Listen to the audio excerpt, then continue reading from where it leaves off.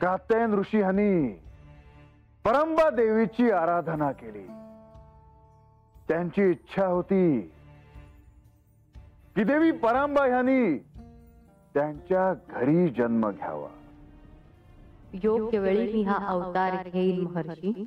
आणि ऋषी कात्यायन ह्यांची कन्या म्हणून कात्यायनी। जेव्हा महिषासुराने या पृथ्वीवर अत्याचार माजवला होता तेव्हा ऋषीमुनी हे भगवती देवींची आराधना करत होते। ब्रह्मदेव, श्री विष्णू आणि महेश यांनी आपले तेज देवी कात्यायनी हिला दिले।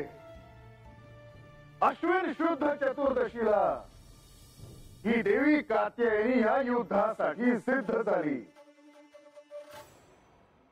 तेव्हा खऱ्या अर्थाने याच दिवशी तिचा जन्म झाला। हे देवी, या सृष्टीवर दैत्यांचा अत्याचार वाढत चाललाय। सर्वसामान्यांचं जगणं बिकट होत चाललंय देवी। भक्तांच्या हाकेला धावून ये माते, आम्हा सर्व भक्तांची सुटका कर।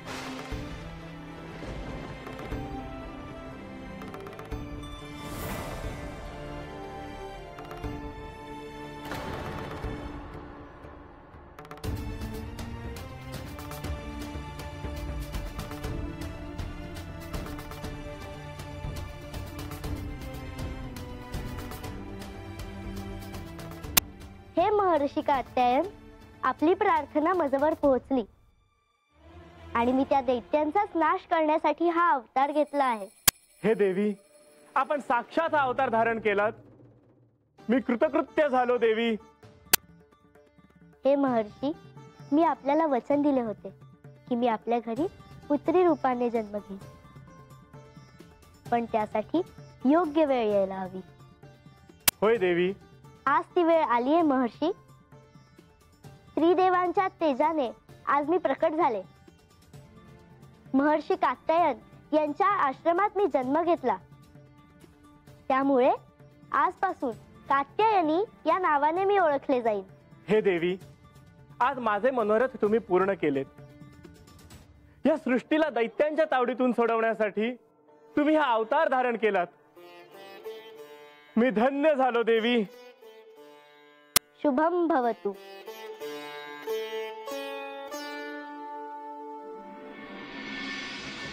बानू, खरं सांगतो, अगं तुझ्या पायी आम्हासनी चांगले दिस बघायला मिळत आहेत। नाहीतर आम्ही कोणाशी बोलणार होतो, कुणाला सांगणार होतो, काय ठाव। मला बी बाण वाचवलं म्हणून, आता कोणी सांगावं। जंगलामध्ये एखाद्या जनावरानं अगं नका असं बोलू नका। मी काय म्हणतो आबा, नाही म्हणलं आजा नाही आला तुझ्या संग? अरे तू पण खुळाच आहेस की रे रंग्या। अरे बालूचा आता लगीन झालं हाय आणि पोरीच्या घरी बापानं असं सारखं सारखं जाणं बरं नाही दिसत। बरं भानू, आता मी जावं म्हणतो। अरे आता आल्यासरशी 2-4 दिवस राहून जा की रे आबा। नाही जाय हवं, पण जायच्या आधी देवांचं जरा दर्शन घ्यायला गावलं असतं तर बरं झालं असतं। देवांचं दर्शन? पर का काय झालं? आबा, देव हात नाही ते। काय? कुठे गेलाय ती? अरे ठाव नाही, पर गेलं हाय ती कुठंतरी, येत्याल ना महागारी। माळसा देवी बी नाही गडावर, देव बी नाही, काय म्हणते शेवंती? देवी बी नाही ती गड्यावर? नाही म्हणजे म्हाळसा देवी एकल्याच गेल्या आहेत कुठेतरी. पर कशा पायी? आबा अरे काय बाय काम असेल त्यासनी म्हणून गेलं असत्या. ते येत्याला तर माघारी. आणि तू थांब ना मग तो वर देवी पतूर. नग नग आता जायलाच हवं. अगं आता निघालो तर रात व्हायच्या आत कुठेतरी चांगल्या ठिकाणी जाऊन आसरा घेता येईल. रातभर तत थांबून मग सकाळच्याला निघू चंदनपुरीसाठी. हा चल बर रे बाबा चल चल चल. या हा. हा नीट जावा. बर बर वय वय. हा. गंगे चला आतमध्ये आवरा आवरी करायला. चला चला कामं पडली आहे ती.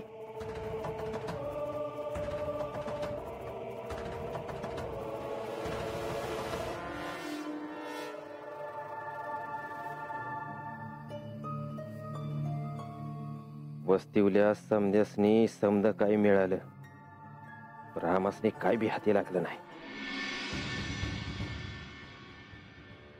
ऋषी मुनी यांनी सप्तमी, अष्टमी, नवमी या दिवशी तिची आराधना केली आणि दशमीला या कात्यायनी देवीनी त्या महिषासुराचा वध केला.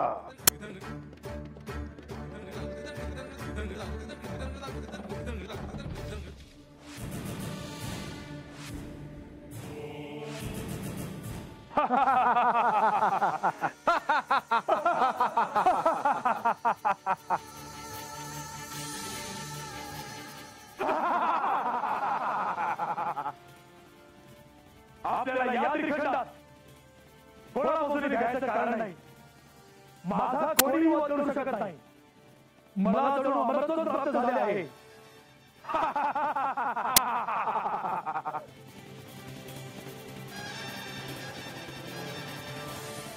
असुरराज, कोणीतरी या दिशेने येताना दिसत आहे.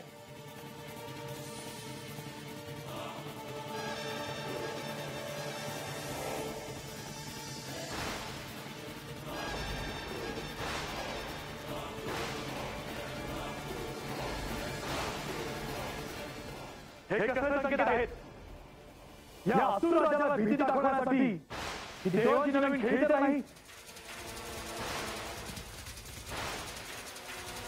दैत्यानो, मरणापूर्वी मी अजूनही तुम्हाला एक संधी देत आहे. सृष्टीवरच्या जीवांना जो तुम्ही नाहक त्रास देत आहात तो तात्काळ थांबवा. तू तर एक बालिका आहेस. तू काय माझा वध करणार? तुझा वध माझ्याच हातून होणार हे ध्यानात ठेव. मला आवाहन द्यायचे धाडस झाले का तुझे? असुरराज, या रूपाने कोणा देवीने तर जन्म घेतला नाही ना. कोण कोण आहेस तू? तुझा काळ.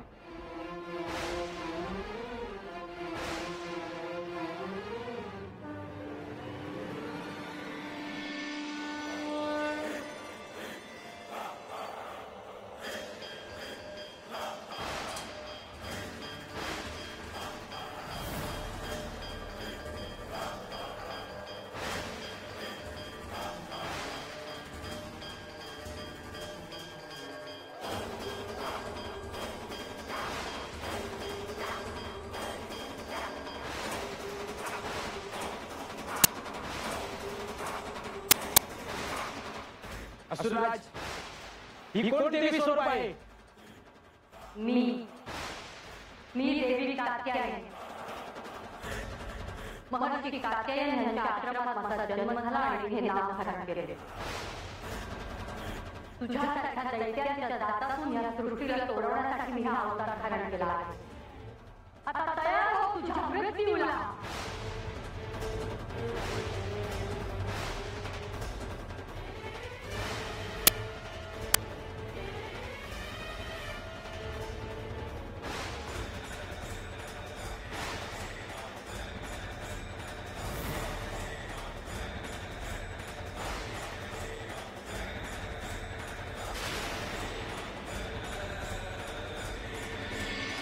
तुझ्या बापाचा घराचा भरला आहे दैत्य असुरराज. आता तयार हो तुझ्या मृत्यूला.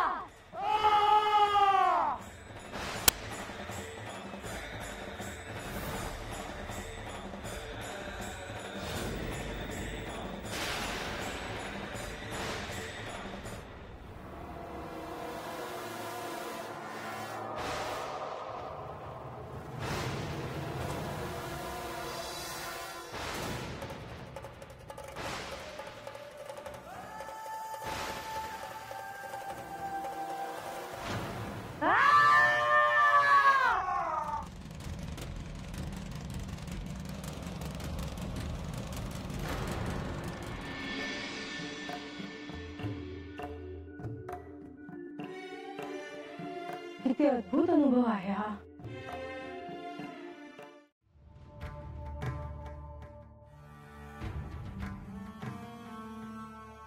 देवी, इतका कसला गहन विचार करत आहात?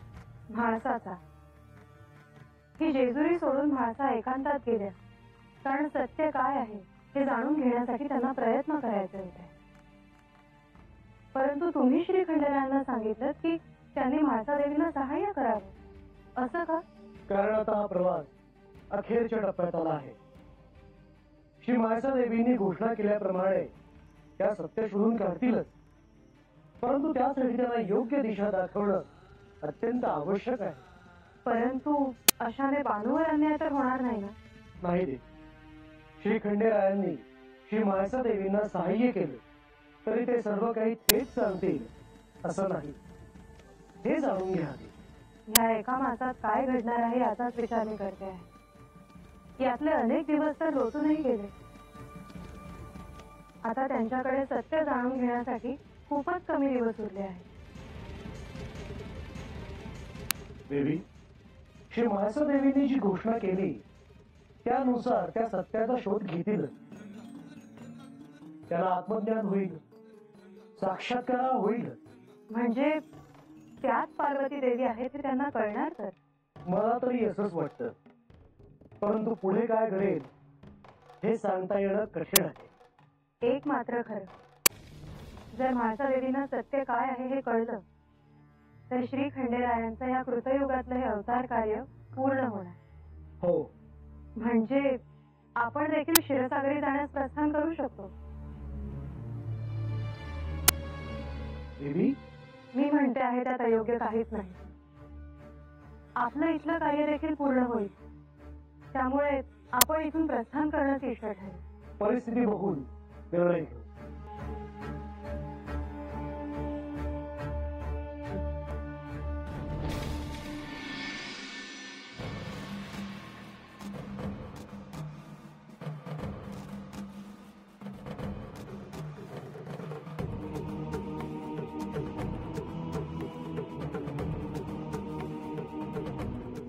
काय बिनसला आहे कुणास ठाव. तू थांब, मी बोलते त्याच्यासह.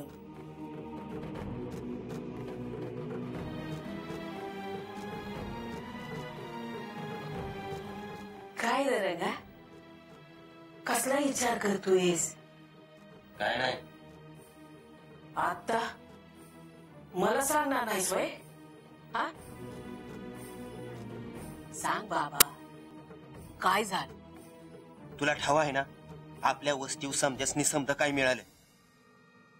कुणाला सोनं मिळालं, कुणाला धान्य मिळालं, दागदागिनं मिळालं.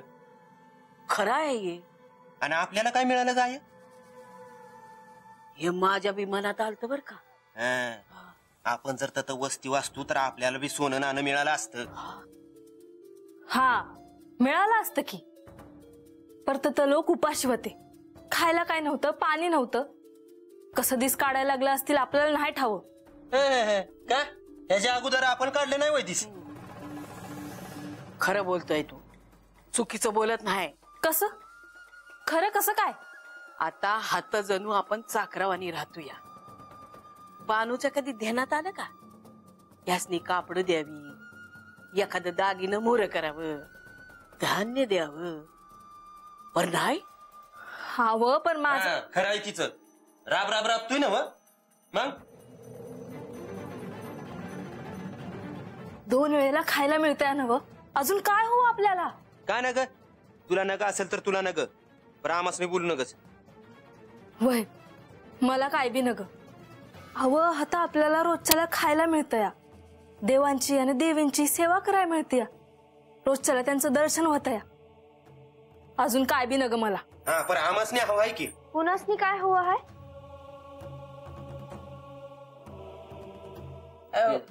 बानू तू का आली ग? मी आता झाली. काय बोलणं चाललं आहे? काय नाही ती असं आम्ही असं बोलत होतो. वय पर काय, कशाबद्दल बोलत होता?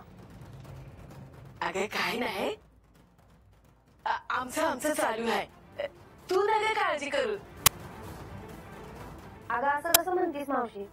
इथं सकाळ धरणं रंगात वाण पाडून बसला. कशा पायी ते बी सांगा ना. अगं आबा आला होता ना तेव्हा बी असाच बसला होता, आणि आता तू बी मला धड काय सांगा ना झाली. अगं खरंच काय नाही, तुला माहितीये ना रंगा कसा आहे त्यो, तुला काही विचार करू. हा तुला काय हवं असेल तर सांग बानू. मला काय बी नका.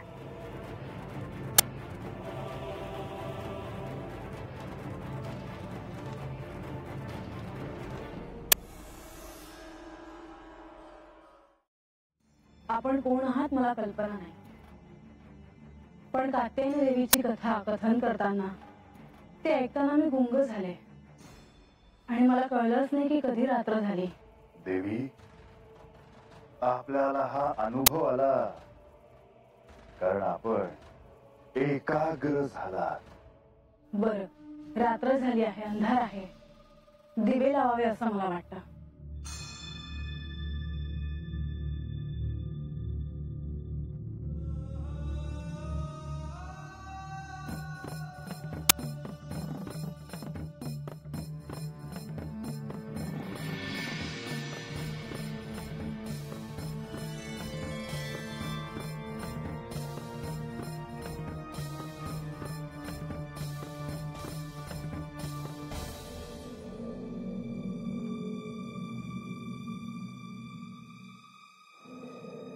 खरं तर अशा चांदण्या रात्री